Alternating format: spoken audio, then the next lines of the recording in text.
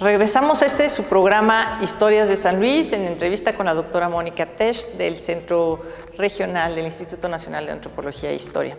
Doctora Tesch, en los grupos que usted ha estudiado, para nuestro público televidente es muy interesante saber hace cuánto tiempo que existieron estos grupos, o sea, lo que usted ha encontrado. Bueno, nosotros no tenemos, por lo mismo que estos grupos viven en lo que es la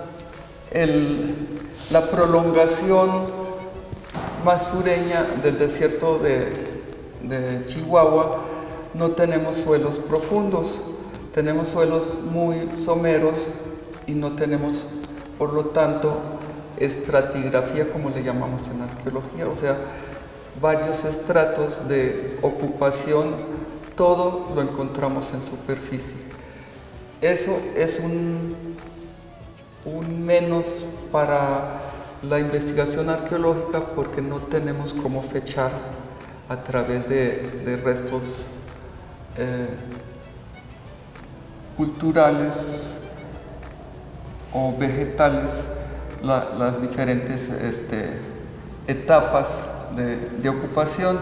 Sin embargo, lo que nosotros utilizamos mucho para los fechamientos, y son fechamientos muy nada aproximados, sino muy amplios y nada fijos, son relativos, que son los fechamientos a través de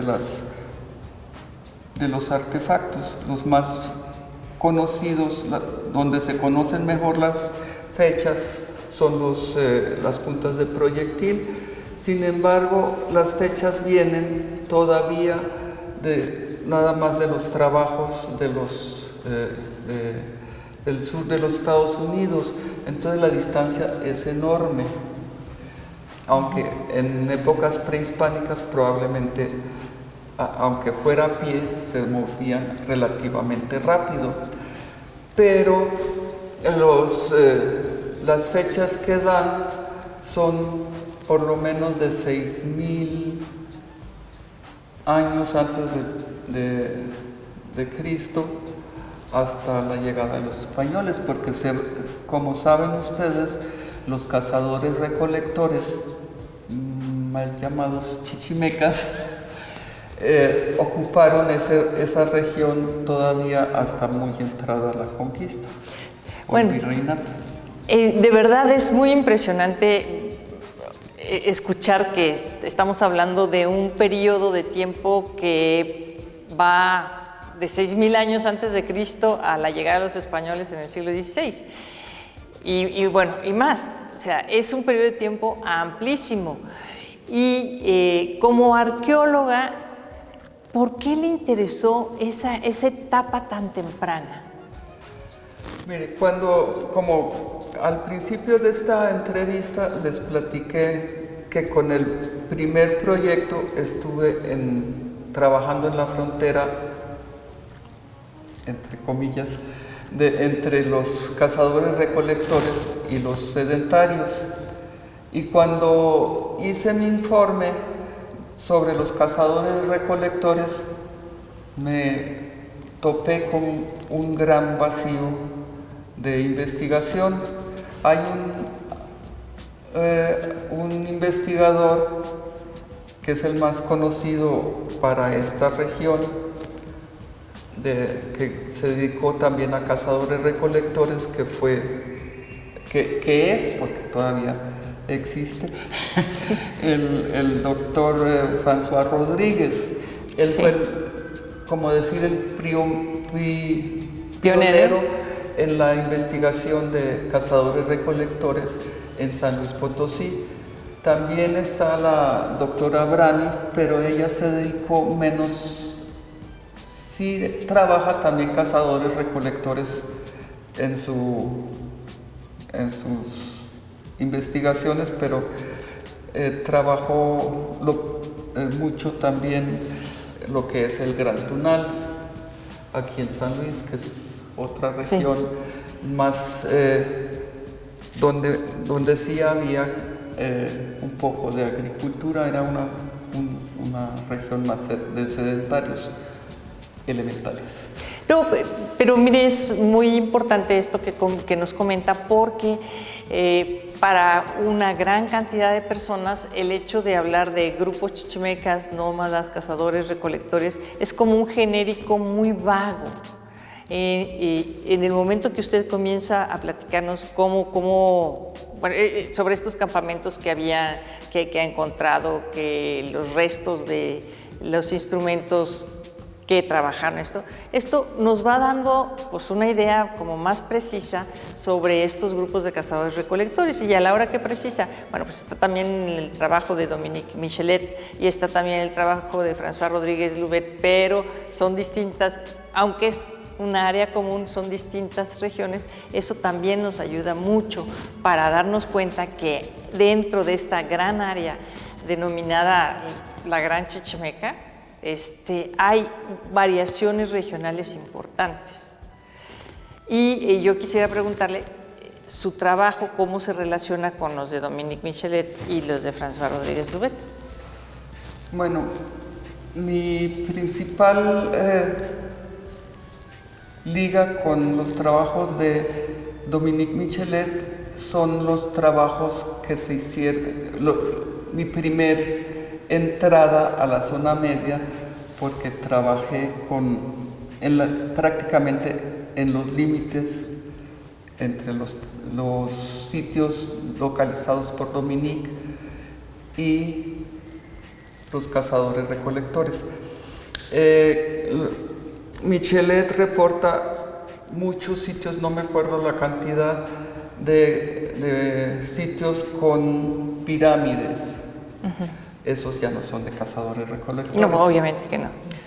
Pero, sin embargo, en algunas de sus investigaciones encuentra una diferencia entre los entierros, entre la fisonomía de unos y otros. Entonces, él tiene unos grupos de un grupo étnico que él asocia con los sedentarios y el otro que lo asocia con cazadores recolectores. Y eso es lo bonito, lo interesante en esta zona, que aparentemente hubo un contacto pacífico entre los cazadores recolectores y los sedentarios. Se aprovecharon, creo, los elementos de los cazadores recolectores, o sea, los elementos de caza y de recolección, y los que debe haber habido, al menos en esa frontera blanda, debe haber habido elementos también de los sedentarios que intercambiaban con los cazadores recolectores.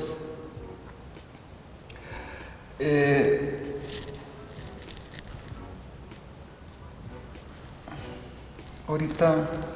Bueno, todo esto es importante porque muchas veces también se piensa que el patrimonio arqueológico de San Luis Potosí es nada más la región huasteca, y de acuerdo a la conversación que hemos tenido, doctora, la verdad es que el patrimonio arqueológico de San Luis es muy vasto, muy extenso, y cubre la región del altiplano, como ya mencionó usted, y la región media también de manera muy importante. Y pues bueno, ciertamente hay 2 sitios arqueológicos abiertos actualmente, pero por lo que usted nos dice, en San Luis los sitios arqueológicos son realmente mucho más numerosos, pero no están abiertos al público. No, es que es muy difícil abrir un sitio arqueológico al público porque implica una gran infraestructura para abrirlo, una gran infraestructura para estarlo cuidando y para poder recibir al turista. Porque nosotros no podemos abrir un sitio arqueológico sin, por ejemplo, estacionamientos, y eso implica una investigación previa muy grande para saber que en algún momento En algún área no hay elementos arqueológicos para poderla tapar y hacer el estacionamiento. Luego hay que ponerle también baños donde pueden hacer por lo general se utiliza un museíto o algo de sitio para todo el resto de la infraestructura para atender al turista antes y después de dar la vuelta. El recorrido.